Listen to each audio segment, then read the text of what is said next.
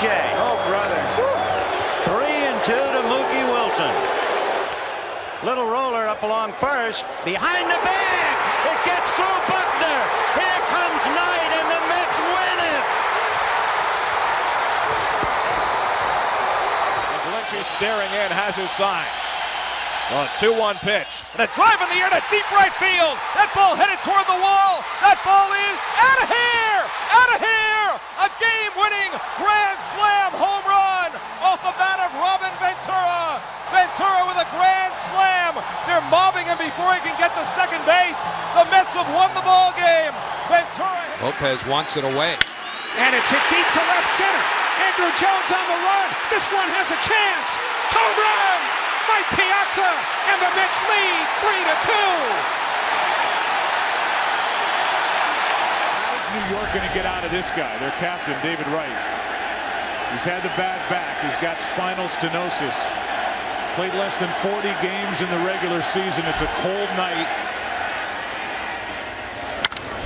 High fly ball to left. Back at the wall, and the captain's going deep to the wall. It'll be a problem on and off the rest of the season. Turner drives one to center, chasing Nimmo back to the warning track right at the fence. He made the catch! Oh, wow!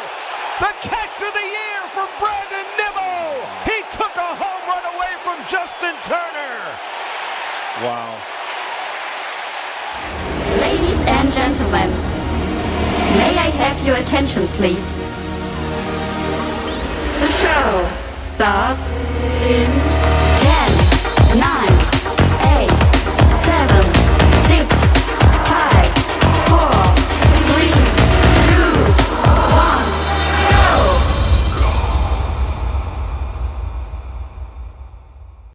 And welcome to the Say Hello podcast, episode number 3. My name is Casey Lynn. I am the founder and president of Say Hello Media, and I am joined by my co-host, former Met, former Major League pitcher, Bill Pulsifer, as we have a great episode for you today. Bill, first off, how you doing, sir? I'm good. I'm hanging in there. How about yourself? I'm doing well. I'm doing well. A lot of things to get into. We touched a lot upon in episode 2 on what was going on in Metsville, and obviously here we are, and there's still a lot of things going on in Metsville, and let's just first off I wanted to get your overall feel about, we didn't discuss this last time, so we'll discuss it now. A lot of fans, and obviously the team is not admitting it, but the word tanking is coming up because of the new CBA agreement where you're now in a lottery if you finish with the worst top 6 record. Mm-hmm. And the Mets are right there. We didn't think it would happen, but they're right there. So I wanted to ask you, as a former player and as a person watching games and just an outsider, and also your expertise as a former player, how does a player go about that, where everything I read is tank this, tank that, but to me it's like, how do you do that as a player? But the Mets have lost 9 of 10 or whatever it is. They'll win 1 game, they'll lose 3. So I wanted to get your opinion on that as a former player who has been on some bad teams, been on some good teams. I can't see for the heart of me that the players would go out there and not to try to do the best that they possibly can. These guys are professionals. I played on some losing teams. There was never any meeting coming from the front office to come and say, hey, we're going to try to lose ball games or try to get a better draft selection. The draft in baseball is so much different than the majority of sports. Obviously with quarterbacks and that in the NFL, it's a crapshoot when you're drafting guys that high, but there's no minor league systems for the other sports like that. So it's not like you're getting that guy and he's going to be on your club the following year anyway. So for me personally, I never heard of anything like that. I know the media does talk about it. Maybe it's happened in other sports. I don't know. Maybe I can't see Buck Showalter making moves against trying, like, he's not trying to lose his job. He wants to keep his job. He wants to have the opportunity to manage the club again next year. And I just can't see for the life of me a professional athlete taking a fall unless they were just, not a guy that you want in your ball club, obviously. So I don't see that as anything that would be happening. Yeah, I agree with you. You see it a lot in like basketball where, the lottery is such a big deal for the big college kids Obviously. or the high school kids and the number one pick. Baseball, we haven't seen anything like this, but now it's talked about because it's in the CBA, the new CBA, when we had the lockout 2 years ago. But I would have to agree with you. I can't see a professional baseball player making a lot of money going out there, cleats and uniform, and just not trying his hardest. I guess the fans are talking about maybe just the lineups they see and the starting pitchers, and they traded a Verlander and a Scherzer, so they have to replace them, and they're just obviously not as good. It is on paper. Right. It is what it is. You got some guys that were playing in AAA coming up and playing and being in the lineup on a nightly basis, but that's what the roster is now. Unfortunately, it's not what everybody had hoped for. And obviously making the trades for the future Hall of Fame pitchers, trading them, that changes everything. But it gives other people an opportunity, and you make or break yourself a little bit right now with those opportunities. And it might not just be for the Mets, but it might be for your future, going to another club, because some of the guys that have come up are guys that have been around in multiple teams throughout their careers, and some of them are new guys having their opportunity. So it is what it is. Unfortunately, things did not pan out the way that everybody wanted. We went over that last week, but there's still games to be played, and those games have to be played, win or lose or draw. And if you're a young guy or a veteran guy that's being brought up now to get some playing time, the last thing you're going to want to do is play poorly, because if you're not playing for your future as a Met, you're playing for your future with what other organization you may be moving on to in the future. Yeah, it gives a lot of, I would say, you could, on the flip side, a lot of interest for the AAA players to make a name for themselves who weren't getting time in the big leagues, only because now they are, and they're on the big screen, and everybody's watching them. You saw a couple days ago, Rafael Ortega had 3 hits.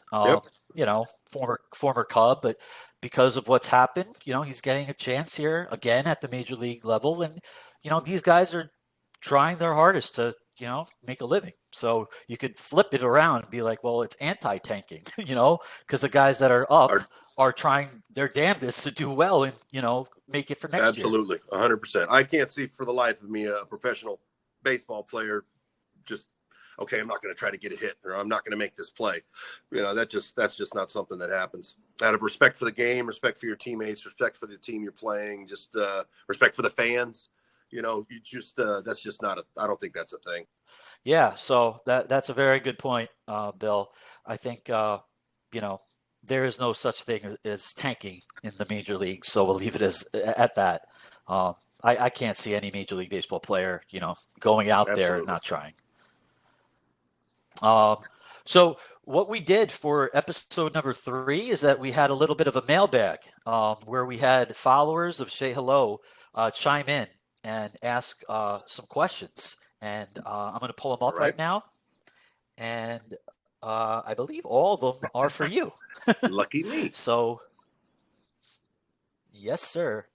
Let's get to them. There's not many. I believe there's just 3. It was the last minute little, throw some questions in here. But I think this might be a good thing to keep going with if this works out. So the first question is from at NYMGI, and he wants to know, Bill, with the Verlander and Scherzer rumors about their relationship, my question for Bill is, how often do teammates truly dislike each other, and how weird does it get, or could it get, in that clubhouse? I played for 19, 20 years, and there was obviously going to be some times where there's personalities that clash, or guys are just different types of guys. It's definitely a thing, as professionals and as men, you go about handling your business the best that you possibly can. I'm not going to say you avoid people, but your interactions with them are going to be a little bit more on a minimum compared to some of your closer buddies or teammates. And that is a thing. You got 20, I guess it's 26 guys now in a clubhouse. It's not a small, the clubhouses aren't small. They're decent sized, and there's the trainer's room, there's the weight room, there's the food room, there's different places where guys go about their business. And it is definitely a thing. How weird can it get?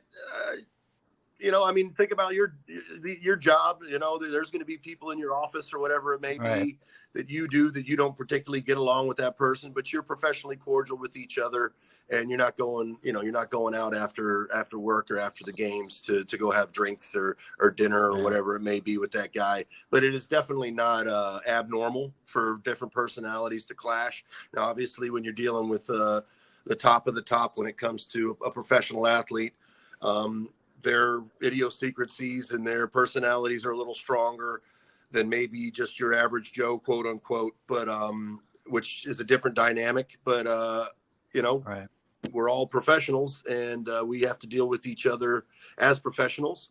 And you try to make the most of it, and you're still going to celebrate with each other when you win and give high fives and handshakes out of respect for the team and the fans and yourself and the game itself. But there's definitely some times where guys they clash, and that is definitely a thing. Yeah, I can definitely see that, especially by NYMGI's question. He was talking specifically. Yeah, I really don't. Who obviously played. Sorry. They were teammates on Detroit. Maybe so they have a history. Guys a little bit. That's all. I mean, obviously, great competitive pitchers, but maybe just different personalities in a way. I don't know any specifics about it. It is what it is. Okay. Let's get to the next question. It is from Sports R Us 500, and he has a question for Bill. So, Bill, I always wondered about Tommy John surgery. Can you take us through the process, and why do so many pitchers seem to get an uptick on their velocity? Well, obviously, the first is getting the injury and getting it diagnosed, and then having the surgery. When I did it, they put me in like a half cast, which was up on the arm itself, and then they wrapped it. It was kind of like a splint. It wasn't a full cast, and I was in that for a few weeks actually. So when they got out of that, obviously that's for the ligament, the new ligament, which is actually a tendon that turns into a ligament over time. It needs some time to heal. And then once they get you out of that cast, you go into a brace, and that's when they have little pegs on either side of the brace. And over time, you get a little bit more range of movement back and forth. Now, apparently things have changed, and you go right into that brace now. Obviously, you're not throwing for months. It's a long process. There's a lot of rehab, trying to get range of motion back in your arm to where it straightens out. My left arm does not straighten out, and a lot of that has to do with not just my left arm is very crooked. My right arm straightens out. My left arm is bent at like a 20-degree angle. But if you looked at the majority of former professional pitchers, especially guys that pitched as long as I did, that's normal. That's not abnormal. And especially I threw so many cutters that my arm was always bent. But why do guys come back throwing harder? I think that a lot of times that the attention to detail when it comes to your arm care and your arm maintenance is that much higher when you go through an injury.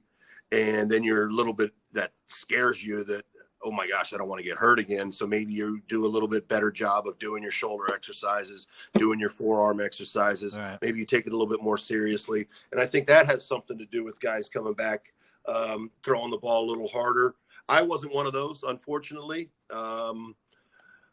But a lot of guys do. I think that obviously when you get hurt, maybe you start to take a little bit of a look back into your mechanics a little bit, try to find some flaws in your mechanics that you can try to clean up a little bit. And if you can clean up your mechanics a little bit and the machine just works a little bit better and the timing is a little bit better, then I think that could help with adding some velocity as well. Yeah, that's, I'm sure, a grueling process, but it seems like everybody just gets it, I can't tell you why, but maybe it just seems like everybody get it. If you don't get it, you're almost like, you're surprised no at this point. Yeah, it's so weird.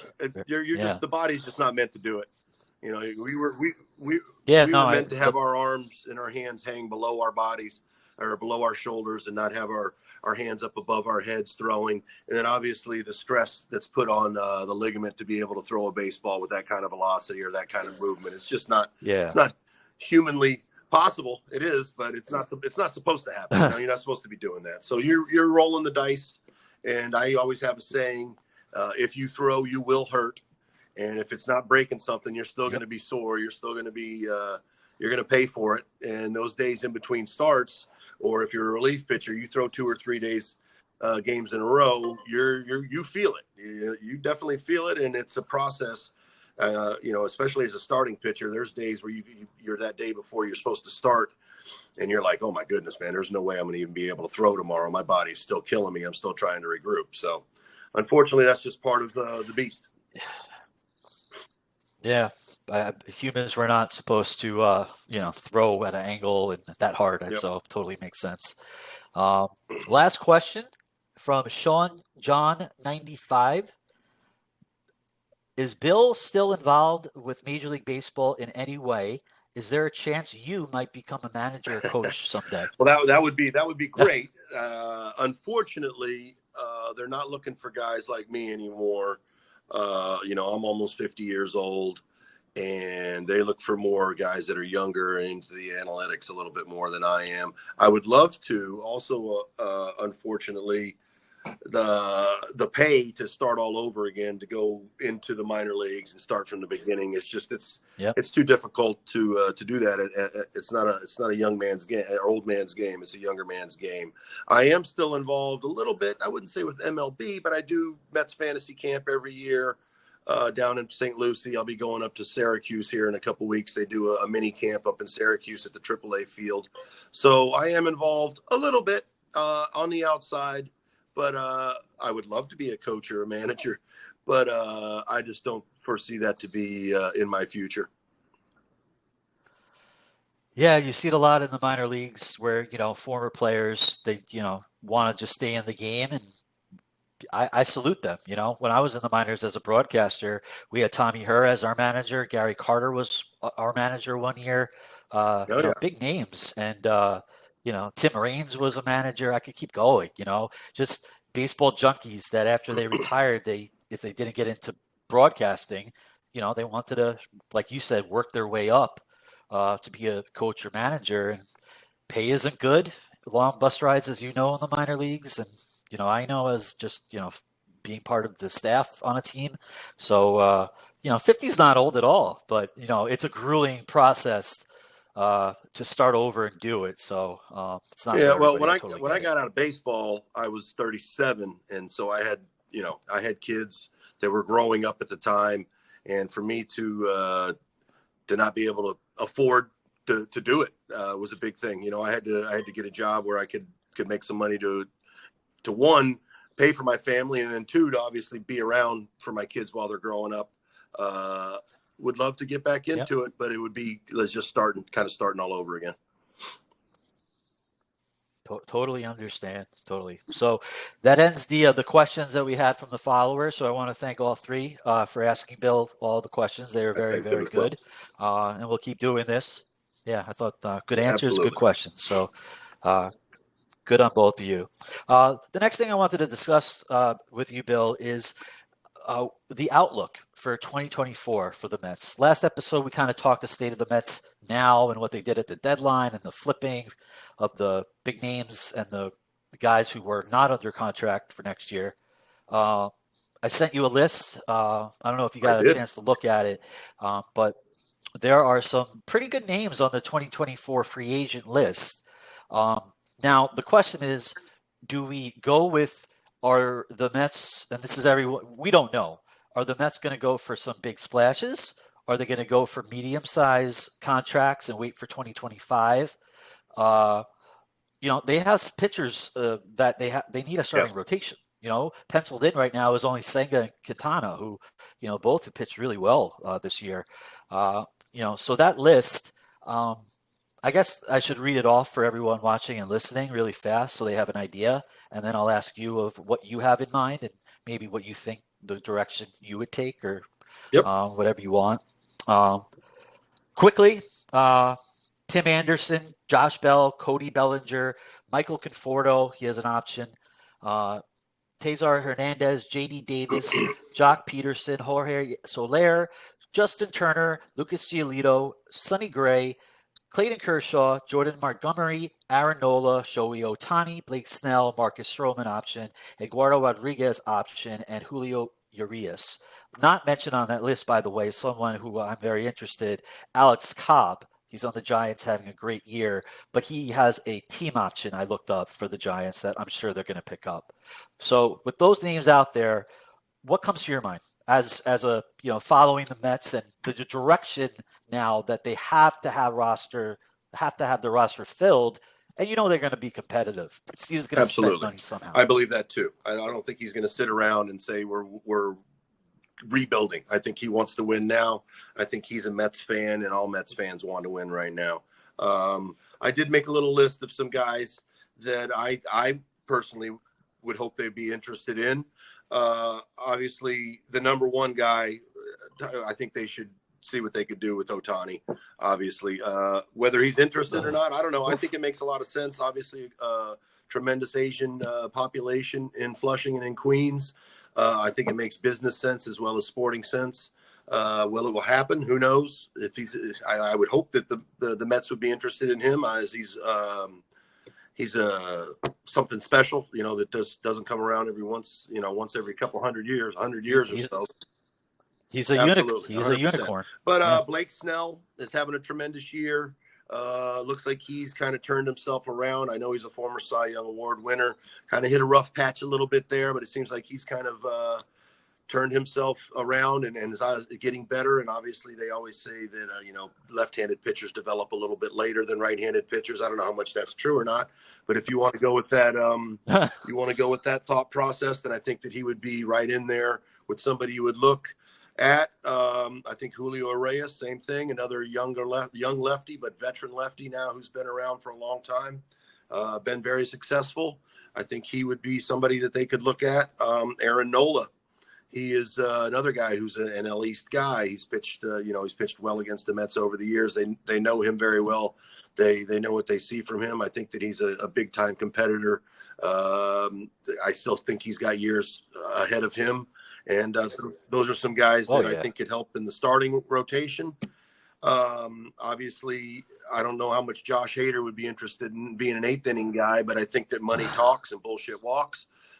So he might be interested in something like that and having an opportunity.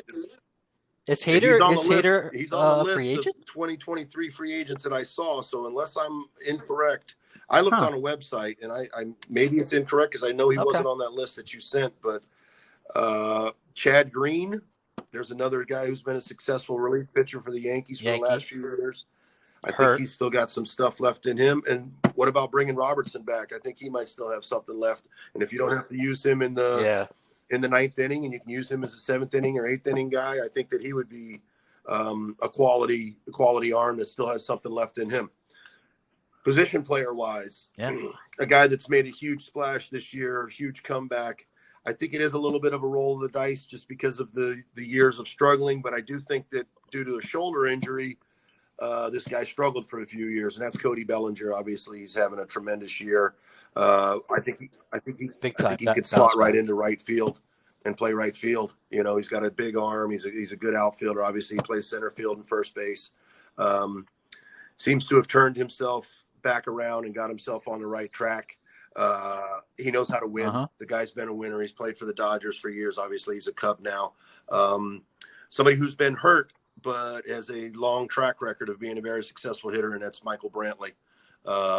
He might be able to get something on the low. Somebody that's trying to come back. He's obviously coming back from the hurt shoulder.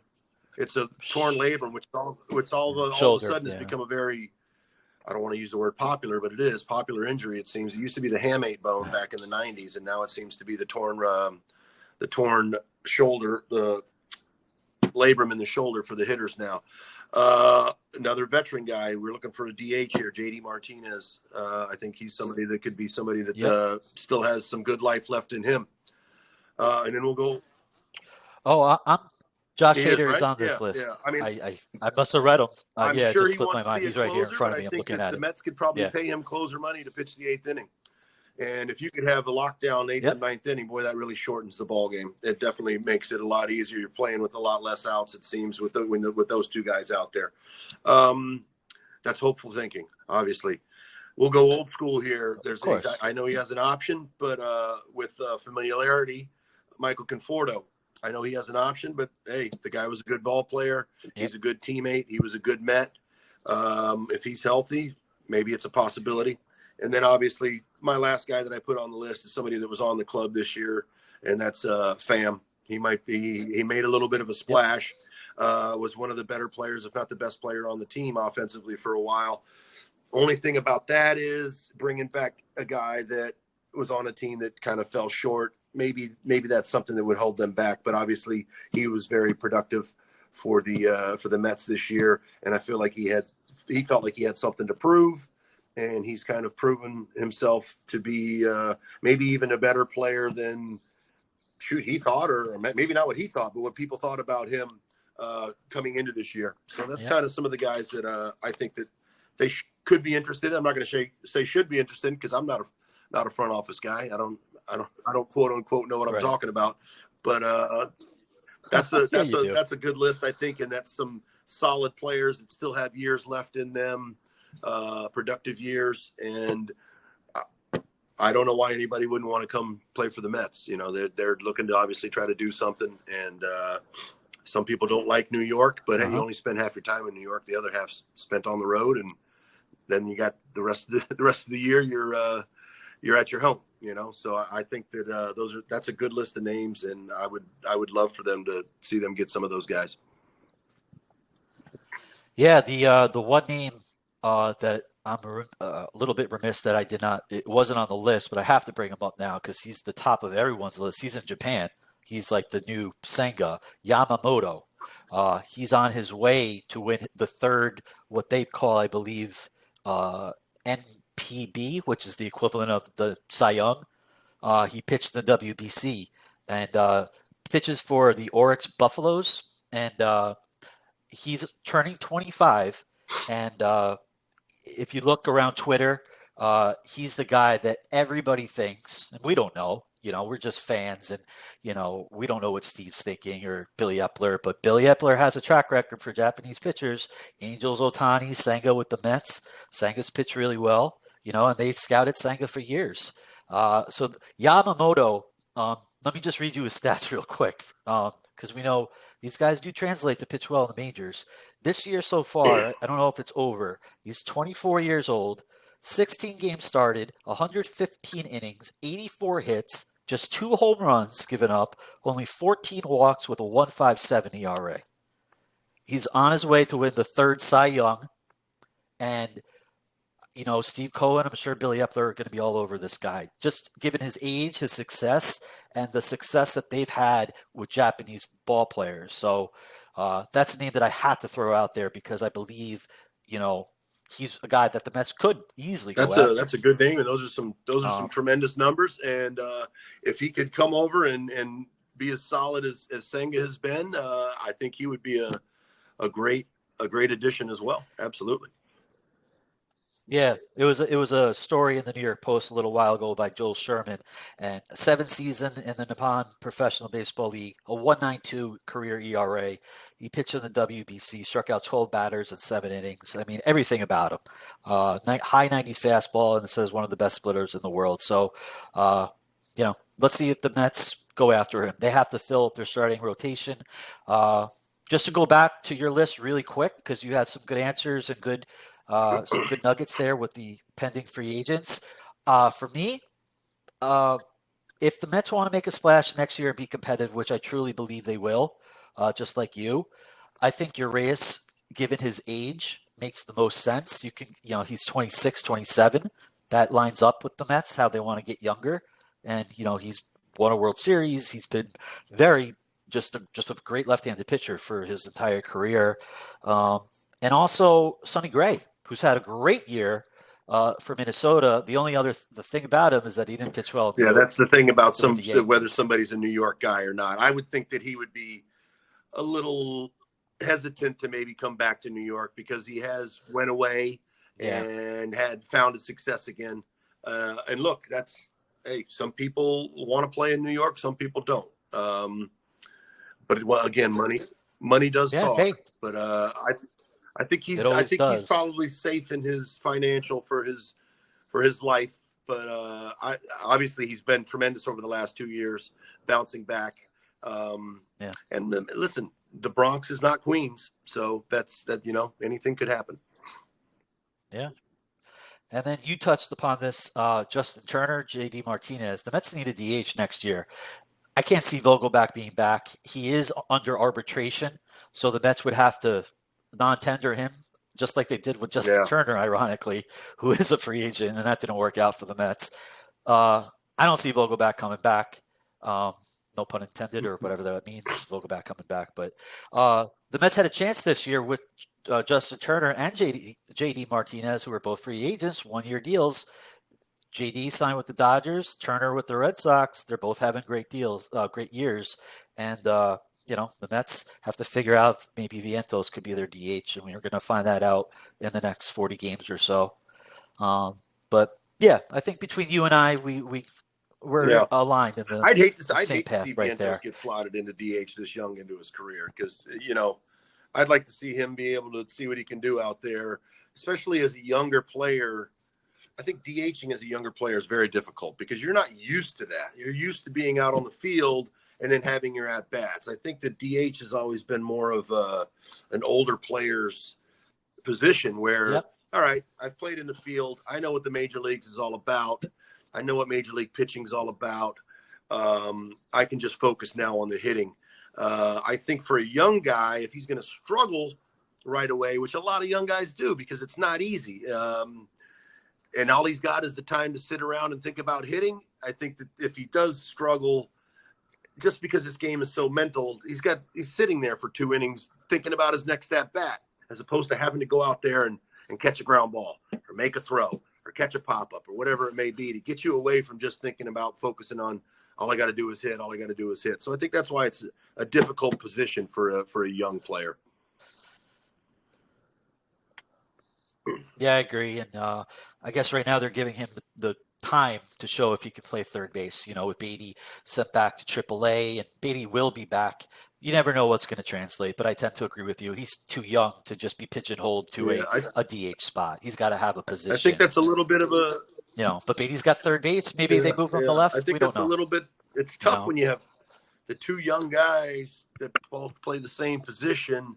You kind of want them to push each other. Maybe one's got to go. Each other, but we're human beings, man. We're going to feel that pressure of, I didn't get a hit and he got a hit yesterday, or he hit a home run yesterday and I struck out 2 times. Or development. Right. Sometimes competition is good, but I think that maybe competition between an older player and a younger player is a little better than 2 younger players trying to compete with each other for the same position. It's not like a starting staff kind of, let's say, like when me and Isringhausen both came up in '95, where we both had a spot in the rotation.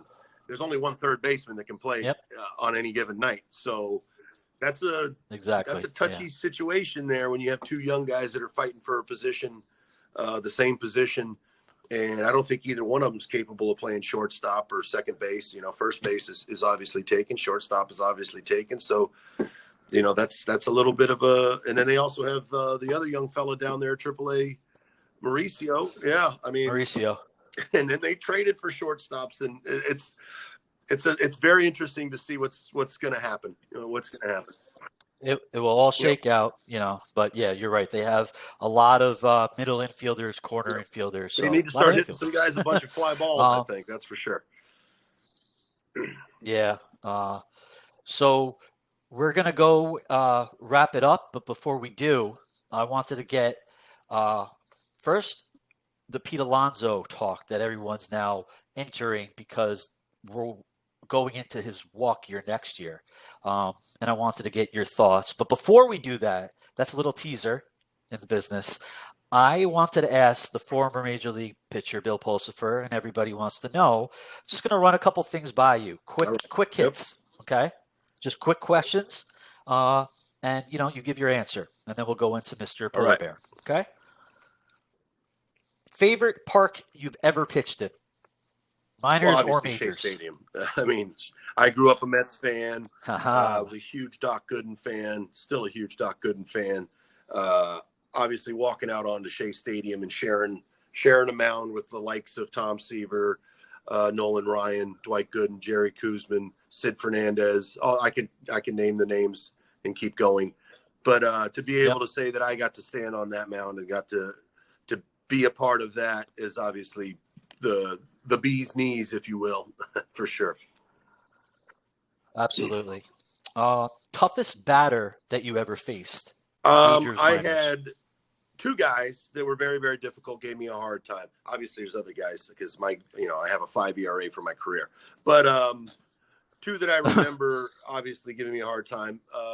Chipper Jones, which ticks me off because as a switch hitter, I hate to see the guy that's hitting right-handed be able to hit the lefty. But I'm hoping for the life of me that he was a natural right-handed hitter and turned into a left-handed hitter. But anyway, Chipper gave me a hard time. He threw right-handed. So who knows? There are those that. strange guys that throw right-handed and hit left-handed. But he gave me a hard time. Yep. And then a little more obscure, but still a very good player, tremendous pro, Gary Gaetti, another one who gave me a hard time. Okay. And he seemed to hit extra base hits, if not the ball over the fence, quite a few times off of me. Very underrated, Gary Gaetti. Yep. You don't hear his name. Very good ball player. Yeah, very good ball player. Solid. Last question of the quick hits, if you want to call it. Best players that you played with as a teammate? Well, I got to play with. And you can take it either way you want, but I guess we'll go with talent. I mean, obviously, I was that. I didn't play in the big leagues because I was in spring training with the Rangers in 2001, and that would be Alex Rodriguez was obviously one of the most talented players in the history of the game. I played with Albert Pujols in St. Louis. And then Manny Ramirez, I played with him in Boston. Those are three of the best right-handed hitters over the last 50 years. So those are tough ones those are pretty good ones. John Olerud as a left-handed hitter. John Olerud was one of the best professional hitters I played with. Obviously, John Olerud is sorry to cut you off, John, because you said John Olerud. I'd be remiss if I didn't. John Olerud, in my opinion, is the most underrated ball player ever. And I'm not just saying New York Mets, ever. I just think the guy is just so underrated. Look up his numbers, everyone, if you're listening. You played with him and, you probably saw it firsthand. I watched him as a fan growing up, and I was just in awe.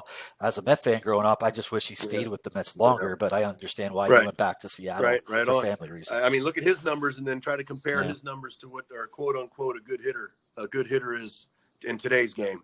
And you'll be astonished as to the numbers.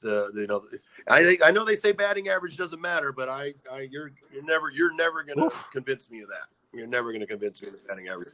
Well, his batting average, his fielding, and his on base percentage, and his defense, and being clutch. I mean, this is all why he's such an underrated player. But he was replaced by Todd Zeile in 2000, and Zeile did pretty well that year too, especially in the playoffs. So we'll wrap it up. We teased about it a little bit before, but back to Polar Bear and Pete Alonso. A lot of talk right now. Pete has gone on a tear once again. It looks like he's healthy or from that, big time thing to be healthy in the major leagues. The hand is obviously recovered. And whether he came back too soon, we don't have to go into that. But this is where I'm coming from, and I'll get your take.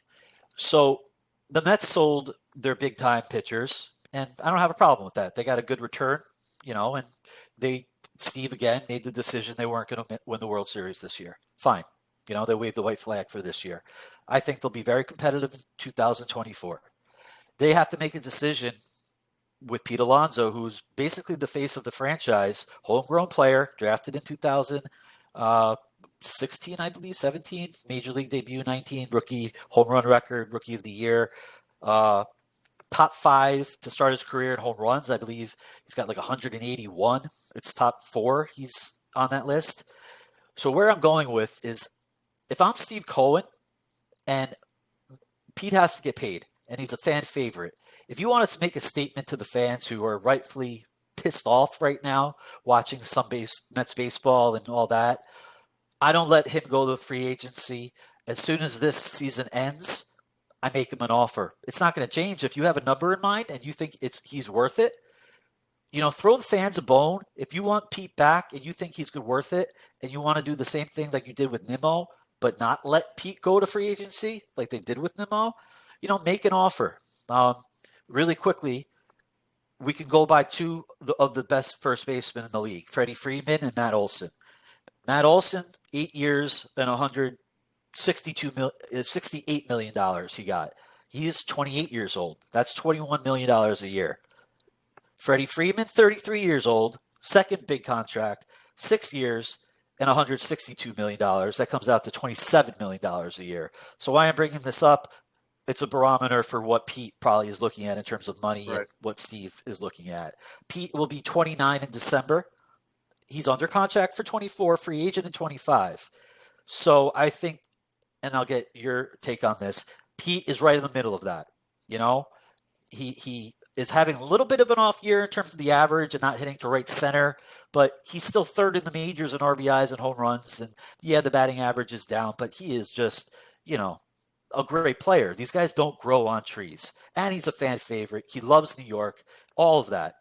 So I think Steve Cohen, if I'm Steve Cohen, I'm on my yacht now having this podcast with you, first of all. But I think if you're ready to make that offer, at the end of 2024, make it now.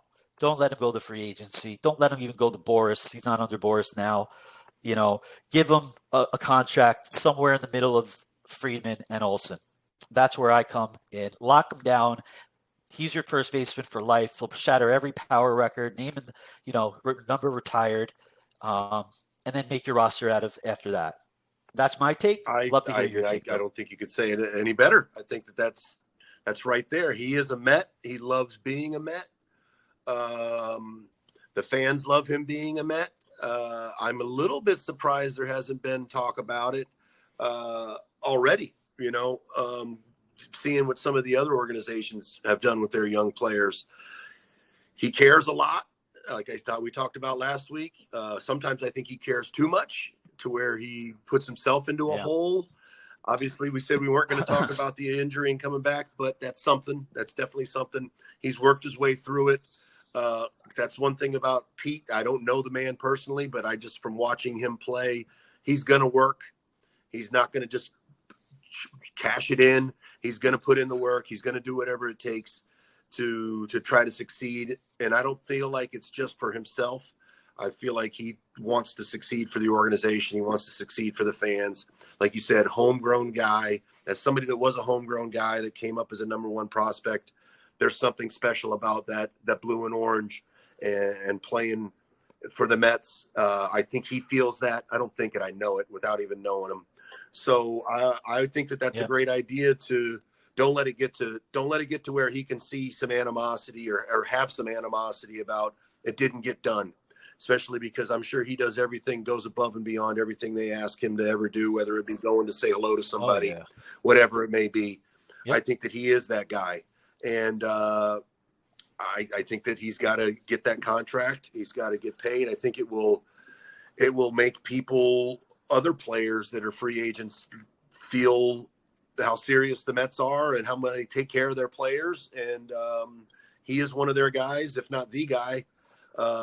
I totally agree with you, and I think that I would like to see it get it done this offseason as opposed to letting it go, because then you're just putting on more pressure on a player next year to put up numbers and do well that doesn't need to be out there, because the game puts enough pressure on itself for you to put up those numbers and to play well. Right, and you can make the case that Pete could be like, you know what? No, I'm going to bet on myself and have a great 2024 and get a better contract. But if Steve Cohen just gives him that contract right now, that you're not going to get a better contract regardless of your 2024 season, that's what Steve needs to do, because like you said, the animosity, the people in your ears, once you become a free agent, you don't know what's going to happen. So I really hope that the first thing they do after this season is lock Pete up, as a Met for life. So I'm glad that we're on the same page with that. I think that would be a great thing for everybody involved. It would help him just relax, and you're never really 100% relaxed, but to feel more comfortable in your skin and in your position in the organization, and just that would be that boost of confidence for him, that the organization's saying, you're the guy, you're our guy, and we want you here, and we don't want you ever to leave. I wouldn't want him to leave. Hey, look, I mean, he's a David Wright type. He's a good guy. Yep. Loves being a Met, cares about being a Met, wants to win in New York, wants to win in Queens, wants it for the fans, he wants it for all the right reasons. And I don't think it's necessarily about him and the money. I think obviously the money comes along with it. The adulation comes along with it. But winning in New York is obviously special. And, I think he wants to do that. And I'm hoping that the organization feels the same. I believe they do.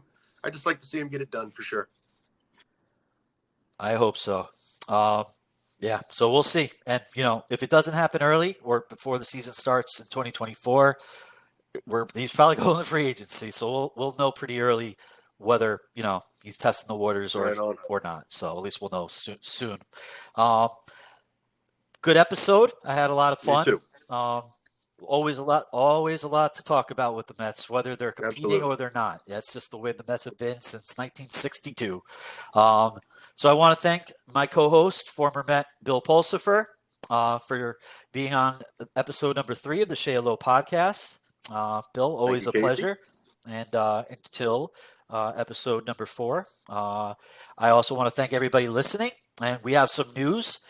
We are now on Apple Podcasts as well. So you can find us by typing in Shea Hello Podcast on Apple Podcast. You can find us on Spotify by typing in Shea Hello Podcast on Spotify. And also video-wise, we have our YouTube page where if you want to watch us, at Shea Hello Media by typing that on YouTube. So audio for those 2 platforms and video for YouTube. So that's some exciting news. We're making the rounds as we begin the podcast venture, and we're getting out there. So I want to thank Bill. I want to thank everybody for listening. This has been the Shea Hello podcast, and I want to wish everybody a great rest of your day. Thank you, Casey.